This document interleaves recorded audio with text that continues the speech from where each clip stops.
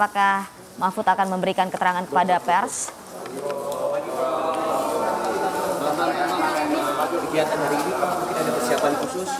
Enggak, nanti ya saya nunggu jadwal aja kan. Mulainya kalau enggak salah jam 8, jadi saya berangkat jam setengah 8 dari sini. Kira-kira setengah 8 atau jam 7.45 gitu berangkat.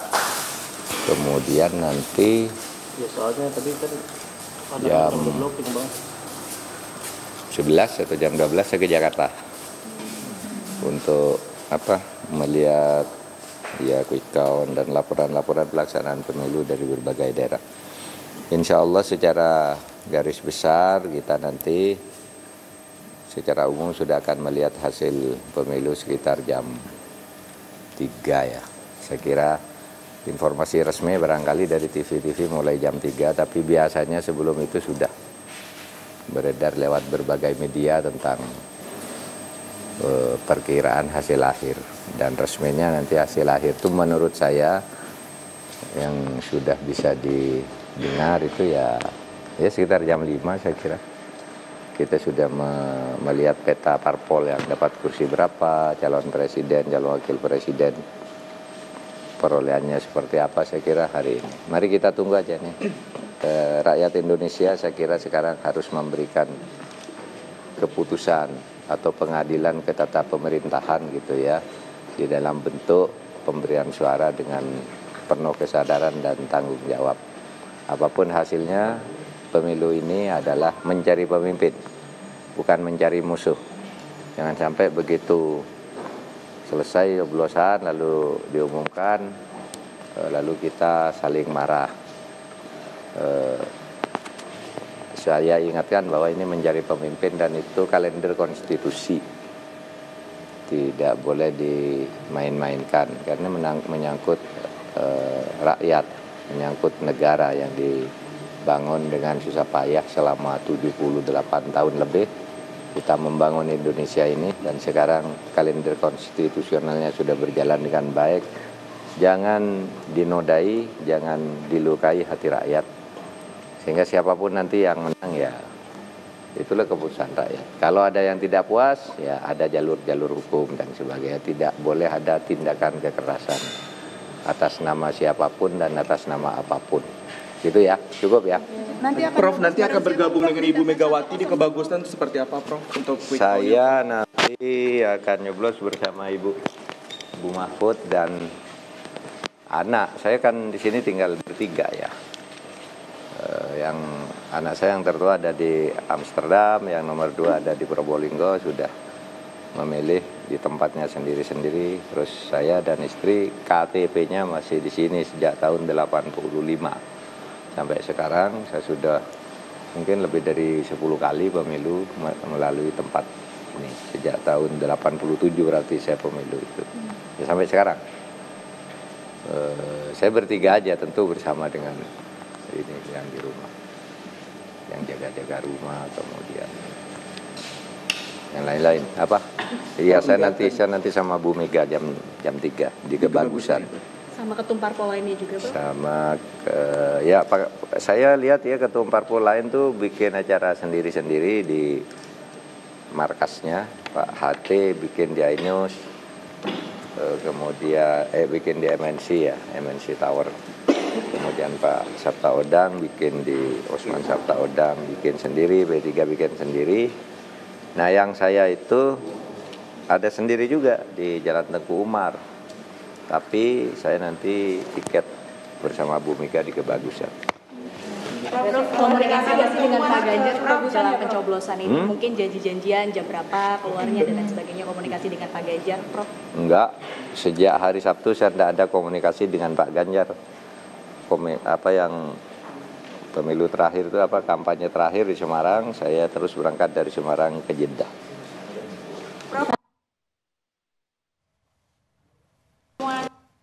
Kan dianggap sebagai konsolidasi tokoh reformasi 98 yang dulu ada deklarasi Ciganjur untuk menegakkan menghadapi sisi gelap kekuasaan. Nah, apa itu? Saya tidak dengar tuh siapa yang mengadakan agenda itu?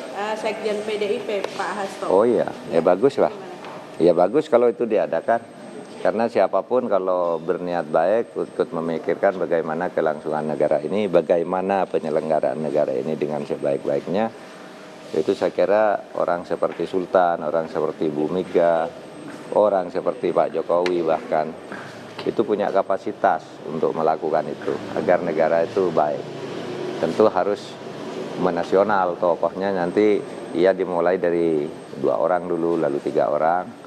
Kemudian yang lain yang besar-besar kan banyak, terutama pimpinan parpol, pimpinan ormas, itu semua harus ikut mendorong agar negara ini menjadi lebih baik, lebih berkeadilan, dan tentu sudah 78 tahun kita merdeka, masa menghadapi korupsi tidak bisa.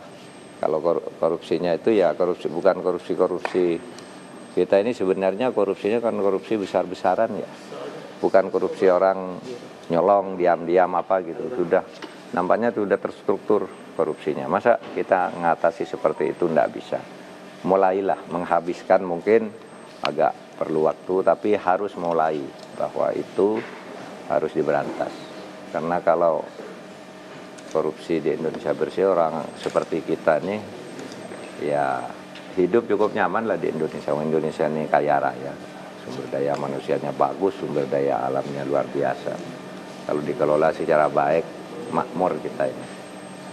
Gitu aja. Prof Mahfud, ini situasinya udah seperti reformasi 98 atau belum, Prof? Karena banyak yang menyebut seperti itu, Prof.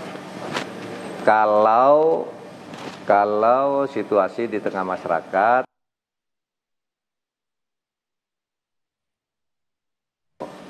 situasi korupsinya mungkin sama parahnya. Sehingga kalau tidak segera diatasi dengan cara pemilu yang baik, bisa buruk akibat. Hasil hari ini, Prof, mungkin optimismenya dan lain sebagainya. Semalam Prof menyampaikan jika Prof jika hasil pada hari ini berbeda dengan survei yang... Iya, saya yakin lah. Saya meyakini masa ada survei 5% lebih untuk satu, itu upaya penggiringan menurut saya. Kita buktikan hari ini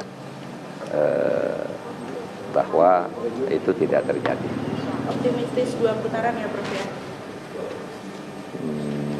Pokoknya optimistis menang lah. Prof, baju kapelannya sama Mas Ganjar nanti datang ke TPS atau pakai baju khusus apa? Enggak, saya baju ini ke TPS bebas-bebas saja. Saya enggak tahu Mas Ganjar mau pakai baju apa ya. Kalau saya pakai baju biasa aja. Mungkin pakai batik, mungkin pakai celana jeans biasa gitu. Kan yang penting suara. Optimis ya, Prof? Sangat tenang. Sejak kemarin lah, sejak habis kampanye itu, lalu saya ke Tanah Suci. Nah, di Tanah Suci saya mendapat pencerahan rohani gitu, lalu tenang banget. Udah jalani aja semuanya. Tuhan sudah mengatur semuanya. Tapi manusianya harus berusaha keras gitu. Nah, saya termasuk yang akan berusaha keras.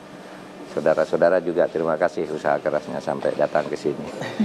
Kan usaha keras. Bu, semalam diucapkan sama cucu, Bu, didoain menang juga, Prof Mahfud, ini bagaimana? Enggak, ini biasa kalau setiap bulan sekali apa. Kami teleponan. Nggih, teleponan. Ya mendoakan aja tuh anak saya.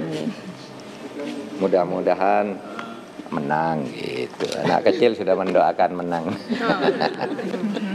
Ibu bagaimana Bu melihat Prof Mahfud ini sudah 75 hari berkeliling kampanye, mengikuti kontestasi cawapres gitu Bu, mungkin ada kesan-kesannya ataupun harapannya untuk pelaksanaan pemilu pada hari ini? Semangat, Bapak semangat, saya ikut semangat. Mendampingilah tugas Ibu. Sudah ya? Nggih. Ayo. Terima kasih. Nanti sarapan di sini sama-sama ya.